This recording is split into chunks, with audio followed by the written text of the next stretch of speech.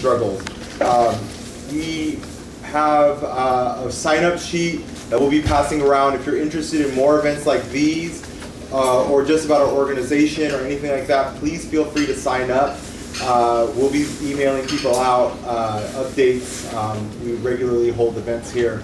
And I also want to just thank Second Generation and La Peña as a space for allowing us to have this event here today. We really appreciate it. This is a great institution for left politics, and I want to thank them for that. Okay, so we have a kind of mixed crowd here tonight, and it really makes me happy to see that. So I just want to do a show of hands quickly. Who here has a lot of knowledge about the Freedom Summer? If you could just raise your hand. All right, okay. Who here feels like they only know a little bit about the Freedom Summer but want to gain a little more knowledge about it today? Okay, great.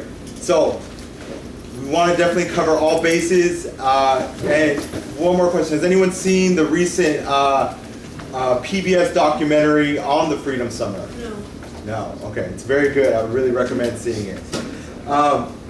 Okay, so just to be clear, this will be a discussion format. So I will be posing questions to our discussants, who I'll introduce shortly. And we will be allotting about an hour or so for the discussion, and then we'll be opening up the floor to questions, any clarifying questions, anything like that. And so please hold tight. And just for kind of just some objectives and what we kind of see as a brief introduction to the event before I introduce everyone. So with the recent protests and riots in Ferguson against the killings of Michael Brown by a white police officer, Darren Wilson, the issue of racial oppression has been thrust to the forefront of American popular consciousness. It is telling that the events in Ferguson happened 50 years after over 1,000 multiracial volunteers descended on Mississippi to begin the Mississippi Summer Project of 1964. This project is what we now know as the Freedom Summer, which sought to fight black disenfranchisement by building black political power, organization through education and voter registration. Critical experiences and lessons were drawn from the Freedom Summer, such as the brutality of the state and white mobs when their monopoly on power was challenged, and the treachery of the Democratic Party towards black political demands, and the need to build independent political power and organization to challenge the structures of white supremacy.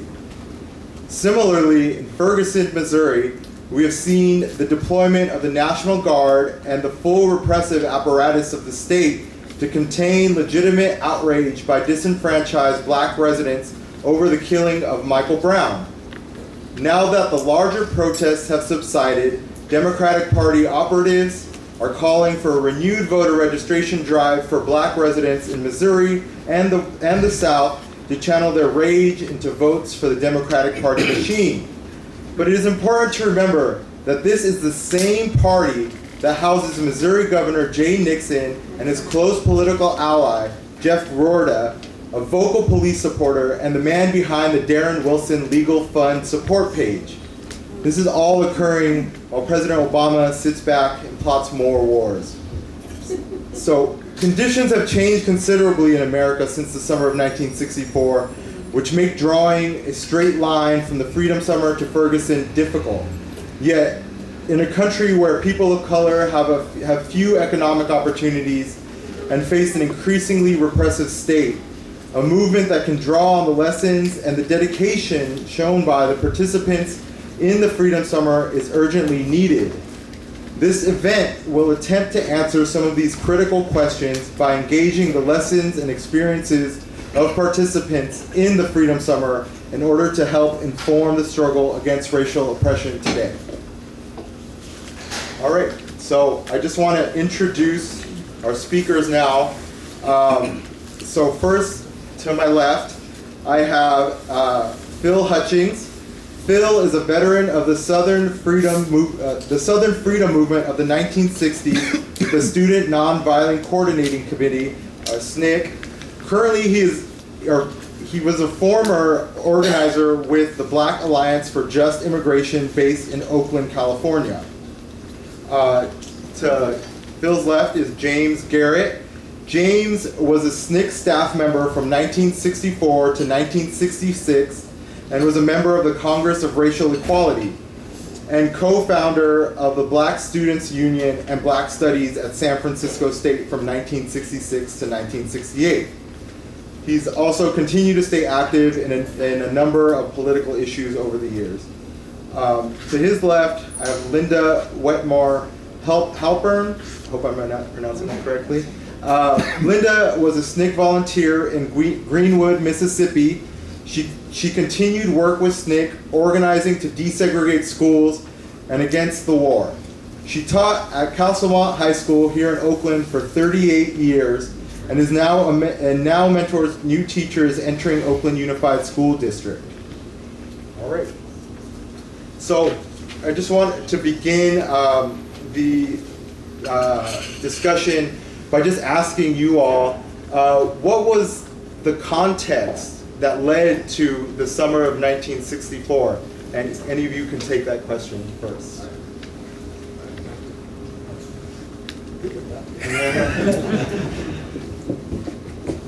Let's see, how's the mic? Can people hear in the back? Can you hear in the back, Doug? Can we turn it up a little bit? Turn it up. Or move closer? You can move closer? Both ways work. Maybe hold the mic closer. Okay, try now. Hello? Hello? It works. Okay. Hold it closer. Okay, I should take it off. Yeah, that's it. Do like Miles Davis did, the jazz. He stuck to a microphone. So I guess a little of the background is people know that in the 60s, there was a beginning of organization in the South. The Student Nonviolent Coordinating Committee had projects in Southwest Georgia, Alabama, and in Mississippi. They were the group probably more than any other, though, that actually went into the heart of the Delta part of Mississippi. And they started that in around 1961 when Bob Moses came down from New York City, and he went around just listening and talking to people about what were some of the issues and how, and particularly how did people perceive them from their own life experience. We kind of knew what was happening a little bit in Mississippi, but the question was, since we wanted to do something around organizing people and working with people, it was more trying to figure out what they were up for, what were some of their experiences, many of which happened in the 50s and the 40s, which we didn't know about. So we were in the context of learners. And it was in that context that Bob and then other people, people like Wazir Peacock, Willie Peacock at the time, and others, basically started knocking on doors, talking to people, talking about the possibility of registration. They, being in the Deep South, got a lot of resistance. And so for probably from 61 through 1962, 63, they didn't get very far. They made some contacts, particularly on the local scene. They had a better sense of what was happening in the different parts of the Delta. But in terms of being able to make major overtures in the state as a whole, they were kind of tied in. They weren't quite getting a lot of help from the NAACP at the time, which was based in the city in Jackson, the capital. And Martin Luther King's group, SCLC, barely existed in Mississippi. And the Congress of Racial Equality was the other major group. And they also were doing work in Louisiana. So they were stretched. And so at 63, kind of in the middle of 63, there was a feeling we had to do something that was different to break out of this. And so the idea of coming up with a project, which was in some ways a surprise to some people in SNCC, because it got talked about, we were a very collective organization, is that we said we needed to do something different. And as a way to bring, and I think the objective was to let the country, people around the country know what was happening in Mississippi, because there wasn't much media, much attention, much knowledge about what was happening in the South, and particularly Mississippi. And we had to find ways to publicize that. We had to find ways organizationally to bring more forces, supplies, and individuals into the areas, because SNCC was only so large as a staff organization. We were not a member organization. We were basically a small staff organization of field secretaries. So the idea of the Freedom Project was, how do we basically get out of this logjam? And at least that's the immediate context. No, no, Do you have any other context questions? Do you have anything to add? Well, I'll leave it alone because I think that Phil has done a very good job. Where's the mic? I'm sorry, I'm just saying I was leaving it alone. There's some historical things that might need to be raised, but I can raise those later. All right, great. And so my next question then would be, what drew you to participate in the Freedom Summer? I know some of you were involved, some of you were in organizations beforehand, and I know Linda, you were drawn into it from not an organization. Is that correct? Am I summarizing that correctly? Yes, my political consciousness was not there yet. Freedom Summer kind of opened that door for me. I was at school at Beaver College, which is Arcadia. It's a small women's college outside of Philadelphia. And I heard about a voter registration drive going on in Raleigh, North Carolina. It was the spring of my sophomore year. And scholarships were available for that from the YWCA in New York City. So I applied and I got a scholarship. That is where the turning point for me to go into Mississippi became a reality, because, well, we were registering voters in North Carolina. Howard Zinn, Al Lowenstein, Staunton Lynn, and Stokely all stopped. Stokely Carmichael, who was one of the organizers of the SNCC, they all stopped by to tell us about this summer program. And when you have those kinds of intellects and passionate folks advocating for a program, it was hard not to say no. I think all of us went back and filled out an application. I know some of us met up again, and some turned around once the 3 civil rights workers were killed. Schorner, Cheney, and Goodman. Some people turned around at that point. I have researched this in my head because the movie came out and I was interviewed for the movie, and the question is, what motivated you to do it? And I'm not even sure, and I know that talking to many volunteers now, none of us can pinpoint what it was exactly. I mean, I know what hooked me for Mississippi was those giants speaking to me. What hooked me about voter registration, I think it's just, I don't know exactly where it came from. My parents were, I was brought up Republican, not a conservative household, but I have so much shame over that now. But it's like, which church does your parents send you to? You don't have a lot of choice about these families you grow up in. But it was my father was always writing letters to the editor. He was always mad about something. He was really upset about the bombing in Alabama of the 4 children. He was very upset about the lack of integration in sports. He really wanted winning baseball teams for the Red Sox, and he felt if they would just integrate, they could win. So it was kind of superficial on a lot of levels. But I got there, and I'm glad to say I got a little deeper once I got there.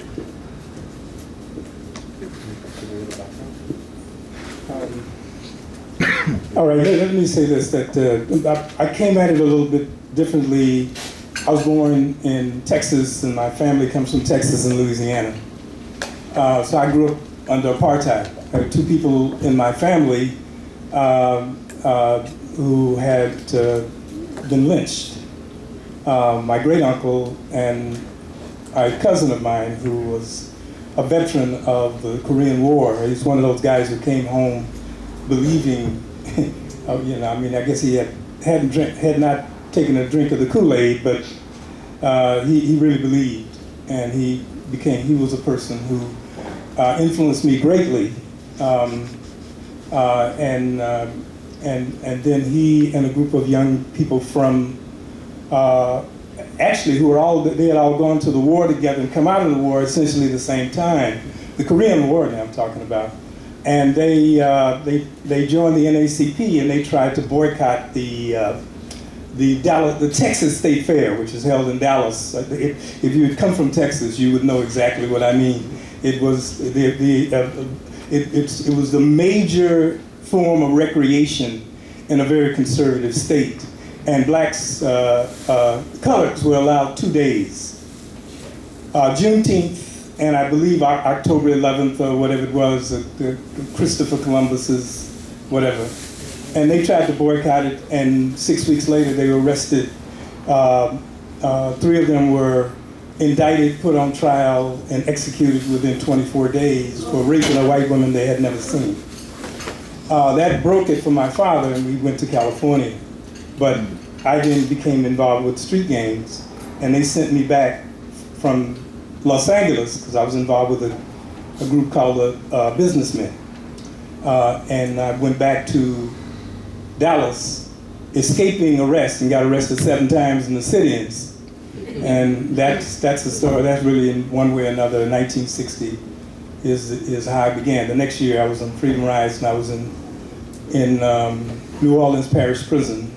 So that's really that kind of personal background. So when I came to be involved with CORE in Los Angeles, because CORE was huge in Los Angeles, several people from SNCC came up to introduced by CORE, and they said that they wanted some black people to go down to Mississippi in '63 because all whites were coming from Stanford and Harvard. Probably about 150 young whites came down and about 8 or 9 blacks. So in '64, there wasn't anything for me to do. I mean, there was no place I was going to be other than there.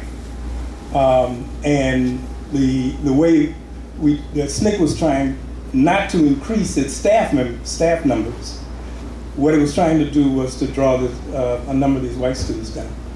There's still some other points about how SNCC got to the point, but we can get that in COFO, because if you don't know the relationship between the civil rights movement and the Democratic Party and international finance capital, then what happens is that you get to know these slices of life, but it's difficult to deal with us other than as slices of life. Do you want to go into it a little bit? You could. Just, I think it's Very interesting. yeah, it seems to me that I became involved with the left through my involvement with the civil rights movement. One of the best things that happened was, while I was being trained to be an organizer, I was also trained to analyze, to look at things. There were discussions then, vast discussions inside SNCC and other places about what are we doing here, well, how did we get here, etc. And CORE, all of these, because the large majority of people who were involved in this were young people many of us didn't know that we were radicals or being radicalized. All we thought we were doing was what we had to do. But you had a time that the post-World War II period where the US emerges as the most powerful nation on earth. As a part of their taking over the old colonial regimes, internally, that is domestically, and this is just my perspective, a coalition over time was formed. I call it liberal coalition. It was a liberal anti-communist coalition, but it was a liberal coalition. Internationally, it was very much police state apparatus, crush, repress everything internationally. But on an incremental basis, it had to open up for a couple of reasons. One is white males were going out, when they came back from the war, they supplanted women. And then those who were most trained began to go outside the US to replace the global colonialists. There were two tables. The big table, the International Finance Capital, Democratic Party, the moderate wing of the Republican Party, the labor leadership, much of the labor leadership. I don't mean the workers, I mean the people who were the labor leadership, Jewish and other religions, philanthropy. That's the big table. At the little table, in my family, at the Thanksgiving dinner, there's the adult table and the child's table. The child's, the little table, I'm calling it, was the table for the minorities, the few women who were around. And what happened was that was an advanced kind of situation, because before that they weren't allowed at the table. John Maynard Keynes and Talcott Parsons, one leading the economic part of that, the other out of Harvard leading the programmatic part of it, had begun to structure an incremental way for America to come, this country, who had not even settled its own land, and finally crushed the Chiricahua Apaches until 1934. So it was only 20 years later that the US becomes the great power of the world, and its own internal dynamic, its own internal land space had been settled, only a generation. So the NACP, the Urban League, and all these groups formed to try to find a way to open up space try to get to the big table. SNCC in 1960 is formed as a temporary Student Nonviolent Coordinating Committee, not as a permanent organization, but a temporary one. Leading force in that, besides Jim Lawson, would have to be Ella Baker. And those two people had long histories in various parts of struggle, and they, to this day, right now, at the 50th anniversary, two of the people who named most are Jim Lawson, Ella Baker. Not King, and not Martin Luther King, not because he's a negative or not a major, but he himself was learning from these people. So that's what I'm saying is the background. We, at some point, there's a coalition, there's a unity, there's continuous interaction between various sectors of the civil rights movement and the leading political force of that liberal coalition, that's the Democratic Party. Because I know I went to DC, 2 or 3 times with joining with John and Bob and other people. I hadn't even been to DC before, but to go and sit while there were discussions taking place as to what should be the priorities of the civil rights movement. That's what I mean. That at one stage in history, the civil rights movement was directed or focused by the leading forces, the leading dominant economic and political forces in this country. Last thing I'll say is this. The first time I received a check from SNCC, $10 a week. Yeah, if you got one, $10 a week, and they took out the whatever it is, the Social Security, $18.20, was from the Voter Education Project that was funded by Sears, Roebuck and Company and by the Rockefeller Fund. So I wanted to try to put that in the context that's where some of our early funding comes from, and you know that whoever controls the purse, follow the money. And you can understand what it is that we were struggling with, the internal contradictions of working with people, mass of people trying to build a movement on one hand, and protect our own lives as a part of that process, and deal with the pressure from the ruling forces to guide and direct us and to keep us focused on incremental change that will appear, what they call it, the optics would be positive, but the essence would not be positive. All right, so just to circle back a little bit, Phil, do you want to just give a little background on your background in terms of your involvement and then what brought you to the Freedom Summer?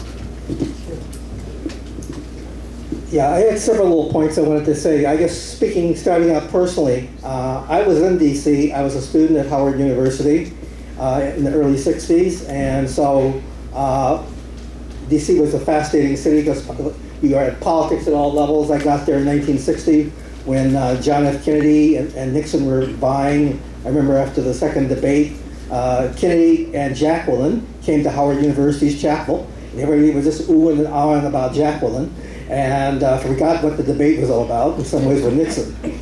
But I guess the point I wanted to say here is that I joined in DC. There was the Student Nonviolent Coordinating Committee had an affiliate group, local affiliate called NAG, which stood for the Nonviolent Action Committee. And it was a very appropriate name because we did nagging on all type of issues around, particularly the Route 40, where there were hotels and motels that wouldn't serve, weren't open to Africans, and we're creating international incidents, and we worked with CORE on that particular campaign. But I guess the point I wanted to say was that I got to see people coming up from the South, people coming down from New York, met people in Congress, and they're all talking about this new civil rights movement, going back to the early '61 period. And it was from that context that I joined SNCC in 1963, and I knew at the time as a Howard student that many of the Howard students who were in NAG spent their summers in Mississippi. And then they'd come back in the fall and go back to school. So as a part of NAG, I kind of knew that I was going to go south in the very near future in terms of a political context. I say that because my family, on my mother's side, is from Tennessee, Memphis, which is not that far from Mississippi.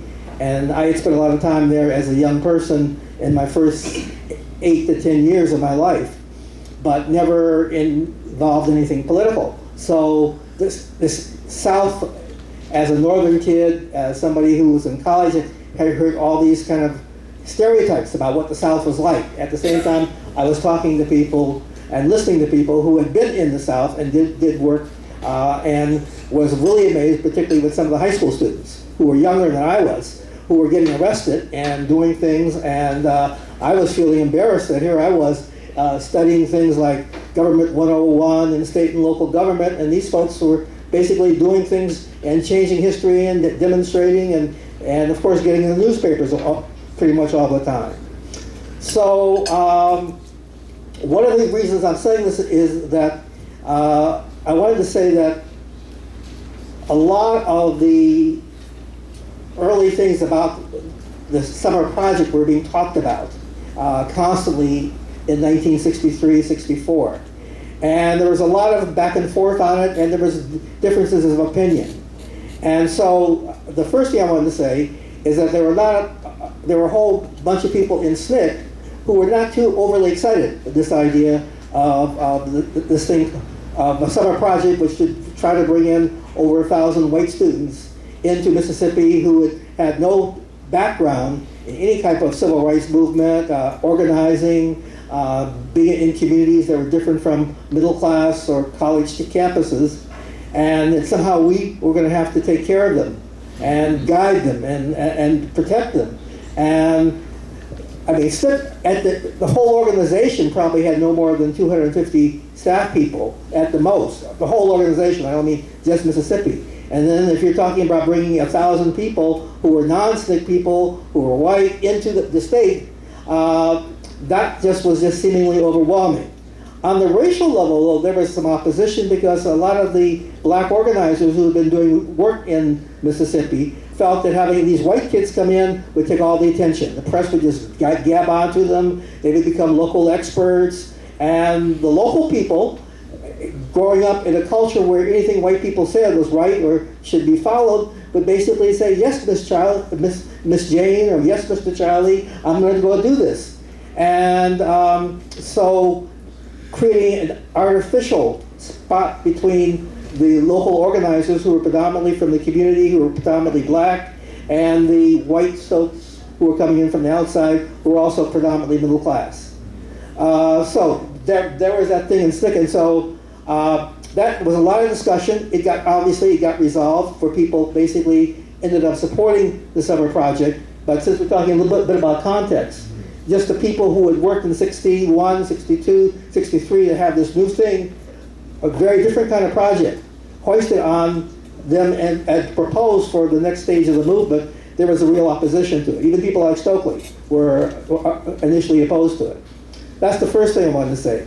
The second thing in the back of our mind was that we knew, and this goes back to that famous phone call that I guess John Kennedy allegedly did to when Martin Luther King was put in jail in 1860 and got a lot of African Americans to vote for Kennedy in a very tight race for president, is that the Democrats actually looked to the South and to the civil rights movement. If there were real changes, that the real beneficiaries would be them. Because if those people in the South registered to vote, the probability was they would be likely to vote Democratic. And to have young people like SNCC and people from CORE go out and register these folks in a nonpartisan kind of context, that when the elections came, when partisan elections came about, and they looked nationally to see who were their saviors, or as Jimmy was saying, who were some of the donors for this money, is basically the Democrats saw themselves actually being beneficiaries. And so we were also aware of that possibility. One last thing I want to say, and I'll shut up on this piece, is for this round, is that, and it's not something that got caught up in the film, Freedom Summer. Being in Washington, I know some of the people were SNCC knew, as there was a tremendous amount of pressure not to have this summer project. People have to think about what happened in November 1963. People remember? Someone want to answer the question? I'm asking that's a question to the audience. What happened in November 1963? Assassination. Of who? Kennedy. And who was he? Right. So here we are. The nation has gone totally ballistic. The president has gotten assassinated. You have a new president, Lyndon Johnson, who does not feel that he's very much stable yet in terms of his being president. And that the civil rights movement has been known even in the early 60s to create a lot of disruptions. And the last thing that the new president wanted, Johnson wanted, was more disruption in the South, particularly given that he was a Southerner, good old Texas boy himself. And this was the part of the Democratic Party that he had always been historically closest to and had been his base while he was the Senate Majority Leader in Congress. So smart Lyndon did not ask us not to do that, the summer project. Lyndon, basically being Lyndon as a shrewd politician, put pressure on some of the civil rights organizations like the NAACP, the Urban League, the more moderate and conservative organizations, to put pressure on us and CORE not to have this great project. It's too soon after the assassination. The country is not settled yet. It'll cause a lot of chaos, and we need to have after Kennedy's assassination, we need to have the calming. So SNCC had a coordinating committee meeting in December of '63 in Washington, where they basically took up that discussion. Very few people argued that we should stop the project, but it was open for that. And we resolved in December '63 to go on and do the organizing. But I think it's a point worth mentioning, because it didn't just happen smoothly. There were basically people who we had thought were, in terms of the fight against segregation, our allies, who are now in many cases being pressured to tell us not to do it. And so now that we got a little bit of context, maybe going into the Freedom Summer itself, what were your all's role in it? What roles did you play? I know you all had you were coming from different places, different organizational experiences. Linda, maybe you want to get this? Well, I originally signed up for Freedom Schools. I was put in... What were the Freedom Schools, just for people that don't know? Freedom Schools were schools set up after folks came back from their chores or from their regular schools, because the school system doesn't, it's not like here where you get off for the summer, so a lot of kids were in school. So these were schools that happened in churches, old barns, people's backyards, under trees. And we were, I only went to one because what happened to me, I was in Greenwood, which was under Stokely Carmichael at Kwame Tore's. And for those of you that don't know who he is, he eventually became leader of the Black Panther Party and coined the phrase Black Power. But he was a force, as most of the field secretaries were, but he was my field secretary. And he made it perfectly clear that if I didn't know African American history, and he said, I want you to teach Frederick Douglass. And I went, who's Frederick Douglass? And he goes, okay, teach Richard Wright. And I said, who's Richard Wright? And he said, you're not teaching in the freedom schools. And that was a lesson that I've actually taken with me ever since. Because my teaching, I taught in Newark, New Jersey, I taught in Oakland. In knowing the community that you're teaching in, and respecting its history, knowing its history, loving its history, appreciating its history, I think is kind of a pivotal point from which all teachers should start their careers. And if you don't know that, then don't go. So I didn't go. So he asked me to do what they had, federal programs. And we were supposed to trace, we were partners on this. So we were supposed to trace federal funding, how it got skewed and never ended up in the black schools. That all the money that came down from the feds went to the white schools. And that included money for textbooks, included money for food. So basically the black schools had no supplies, no books, and no food. So the two of us, my partner was from Amherst, and he was a very gentle spirit, a Quaker, and myself, both of us were Northerners, were supposed to go and investigate how this money didn't end up in schools. Well, we're not in the in-group. I mean, just try doing that in Oakland or Berkeley. I mean, when we actually live here and know these systems, finding how money gets, twisted up and never arrives where it's supposed to arrive is not anything that was in I was a sophomore. I was 19 years old. I didn't know how, I couldn't even put on a Southern accent to get in the door, to tell you the truth. The minute they saw us coming, doors closed, the spittle on their tongues started, coming out, ejecting at us. Spitting was the main source, their main source of weapon. I got drenched a lot of times with people's spit. That being said, Stokely finally said, okay, you're next to being useless here. So what can you do? Can you register people to vote? And I said, oh yeah, I can do that. And actually I was very good at it, because what Phil said, that if I went out and asked somebody to register to vote, eyes lowered, of course, never looking me straight in the eye. One of the main things I learned about the South, no one looks you in the eye if you're white. It's always, yes, miss, yes, ma'am, yes, sir. I'd say, would you register to vote? And go down and register. Yes, ma'am. Yes, ma'am. Sign right here. Yes, ma'am. Yes, ma'am. So I actually got a lot done, and I finally started going up into in Stokely's estimation as, well, at least you can do this. So that's the way I got through the summer.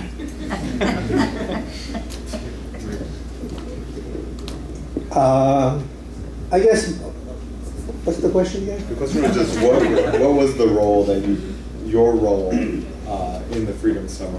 What were you doing? What type of organizing were you taking part in? Yeah, my role was actually relatively clandestine. It was partially because of my parents. At least that's how it started out initially. They were not too hot on me going to this place like Mississippi. I mean, maybe they had heard that famous song by Nina Simone, Alabama's bad, Georgia's awful, but Mississippi, god damn. That was kind of a song in that time period. But they had some idea. My father's side of the family's from Georgia, and they were good, loyal Democrats with a capital T, and they wanted me to be a good middle-class college student and get married and go out and get a career. They didn't want me to get arrested. That would ruin my future. And I screwed up on all these things, and I did all these things wrong. But at the top, I mean, I wasn't into just flashingly trying to put my thumb in their face, I guess. And so I remember asking some of the folks at Howard, I said, is there something I could do that will not get my picture in the paper and land on the front page or something? And they came up with a project which actually was quite interesting because it was something that I had, as a political science major, was particularly interested in. And that was political power, and that the object in Mississippi in the summer of '64 of trying to get political power was this organization which was developed called the Mississippi Freedom Democratic Party. This was a grassroots party. We formed that party coming out of 1963, the year before. There had been a big thing called a freedom vote, where the SNCC staff and a few helpers from CORE, and actually 100 white students came in that year. And the idea was it was a protest vote because it didn't count anywhere, and the people weren't registered to vote, so couldn't do it. But we wanted to show that there was interest of black people, poor black people in Mississippi who really wanted to vote. Basically, in that election in November 1963, there were about 70,000 people who came out and voted. Again, it was our own election, but it basically, from an organizing standpoint, gave us a clear direction that there are people who are prepared to be mobilized and form something.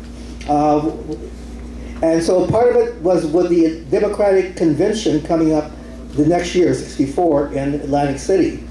We decided to develop a political apparatus, which was a political party called the Mississippi Freedom Democratic Party.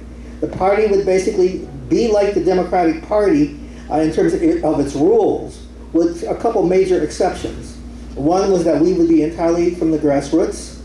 Two, we would be open to anybody, even white people who might want to join. Not that many wanted to join, but we were open in a way that the state Democratic Party in Mississippi was not. We basically didn't have a real hierarchy of state chairs and people who would select delegates from the top. We decided that people in the local counties should basically develop their own organization and elect their own representatives, and we were to have 68 delegates to the party convention, the National Party Convention.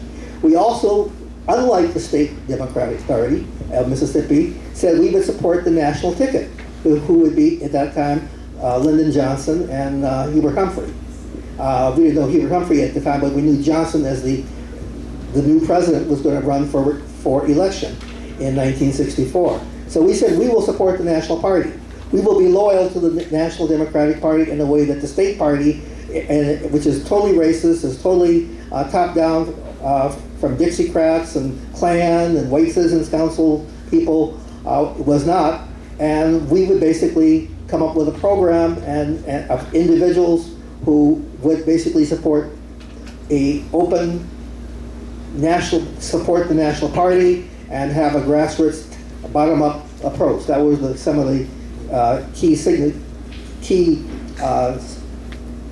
characteristics, that's what I'm looking for, of the MFDP. So one of the things that we did, and what I did, probably was asked to do, was because we knew that in the next year, well, that year actually, I'm sorry, '64, there was going to be the convention, and there was practically no degree of real security in Mississippi. Is if the people who were registering to vote and their records, is if those names could be basically gotten out of state and given to the lawyers basically who were in and around DC, who would basically be developing what we call the challenge, which would be the challenge in August at the Democratic National Convention. And so I was able to do that to a great degree because coming from SNCC in DC, where I knew a lot of the field staff and particularly project directors, I was able to go around to different parts of the state, though not every part of the state, and basically take copies of the people whose names had been actually registered into back to Washington and then come back. So I actually took, I think, 4 to 5 trips to Mississippi during '64, basically doing that, and thankfully never got my picture in the paper. All right. Do you want to answer the question? We try to be. I want to go back to the point about the Mississippi Freedom Democratic Party. I want to try to be very brief. The basic role for the as a joint project director with sister who's now Zahara Simmons. She's the black woman who's the most prominent, one of the most prominent people on the PBS special.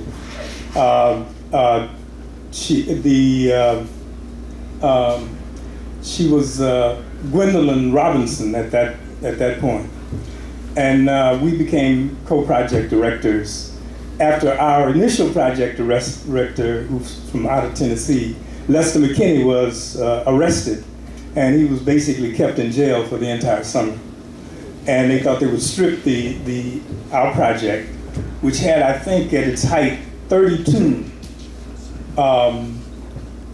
or 38, mainly whites. I mean, I can't think of any other blacks who were permanent there. And so what we did was we worked with an already existing base. Everywhere we went, there was an existing base. I mean, everywhere we went in Jones County was the, Laurel was the main city, but Jones County was also the situs of the state of Mississippi's KKK, the Ku Klux Klan. So we were not very welcome almost wherever we went. We had 2 or 3 buildings that we'd taken over, they were burned down. They shadowed us all the time. And I'll just tell you one quick piece. We thought that in fact, part of my job was to go out and talk to these old men or older men who would be sitting on the curbs. Wherever we went, we kept seeing these small groups of older men, older black men, and they kind of like shadowed us. At the same time, there were white males in cars, and they would shadow us.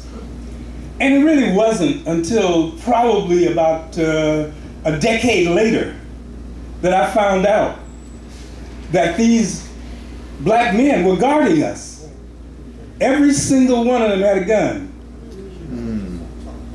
And so what would happen was that the whites in the cars wouldn't get out of their cars.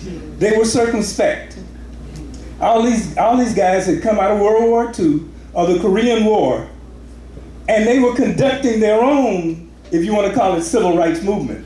They were building their own base. In fact, they had a powerful base all over the state of Mississippi. They couldn't come out front with that, but what they could do, they were the most clandestine people I've ever met in my life, because they never broke their pose of being kind of sitting around guys just ragging, you know what I mean, just hanging out. The whites knew. So although we had the persona of being young, middle class, most of us white, not really that dangerous, those brothers. And so we would hear later in the evening about, and maybe I shouldn't say this in these times because it's the same fear, how a number of whites right here in the Bay Area still fear black people. At the subjective level, there's a fear. What happened was that there might be 6 cars following us around at the beginning of the summer, and 2 cars following us at the end of the summer. because somebody had put the fear of fear in these white guys, because they stopped following us around, or maybe that car got blown up, or maybe somebody passed by them on a bicycle and knocked the hell out of them. Maybe something like that happened. Why am I saying this? I'm saying this because it's the lesson I learned. The lesson I learned was, like as Hartman Turnbow said, I am nonviolent, as he's carrying his shotgun in one hand and his rifle in another. This is the way I prevent violence. I prevent violence by making sure that I am the best shot. I want to say that because I want you to please understand that the civil rights movement had a lot of layers. And that if we see the kind of, that PBS special that you guys think is great, I didn't think it was all that great because it didn't deal with the layers. It made personalities of certain people. It focused in, as some of these freedom rider books and others, as if it was the whites coming to kind of in a missionary way, save us. The people who developed the most, in my mind, what happened was that the whites served as a cloister so that blacks could express themselves in a public way. And the blacks taught humanity in the most profound way to those young whites, who many of them went back and became leaders of the anti-war movement, of free speech movement, all kinds of movements, not because they were profound organizers, as Linda says straight up. There wasn't any great capacity to organize, but they learned. They watched the Stokely Carmichaels, they watched the Wazirs, they watched various people. They learned how to organize on the ground by people who were not supposed to have the capacity to train white people to do anything. Some whites have never escaped 1964. That was the last real period in their life. Maybe the last time many people who I know, some of them are dead now, but many people who I did know, that was the last time they felt loved. Because black folks who should have been, if you were in my family, my father didn't want to see no white folks at all under any circumstance in his house. These people brought you into their homes, risked their lives by doing it, because if you got a white woman in a black home in Mississippi, where the most revolutionary act that you can engage in is to register to vote. Just to register to vote, the revolutionary act. You got a white woman in your house with your